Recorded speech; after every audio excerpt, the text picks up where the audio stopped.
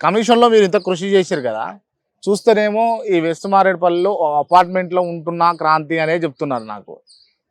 ఒక్క రూపాయి కూడా సంపాదించుకోలేదా? పైసలు సంపాదించుకోనికి స్కోపు లేదు కదా, పైసలు సంపాదించుకోనికి కాదు కదా.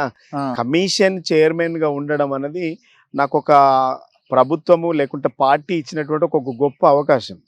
అంటే ఒక విషయం చెప్తా, ఎస్సీ కమిషన్ చైర్మన్గా ఉండడం వల్ల నల్లమల్లలో ఉండేటువంటి సెంచులతోని కలిసి ఒక గొప్ప అదృష్టం దొరికింది నాకు. సెంచులతోని కూర్చొని ఇట్లా మనం ఇప్పుడు ఎట్లయితే కూర్చున్నామో వాళ్ళతోని కూర్చొని భోజనం చేసే అవకాశం దొరికింది. నేను చిన్నప్పటి నుంచి నేను పీజీ చేస్తున్నప్పుడు అనుకునేవాడిని, సెంచుల గురించి చదువుకున్నప్పుడు అరే ఈ సెంచు పెంటాలు ఒక్కరోజన్న విజిట్ చేయాలని అనుకున్నాను.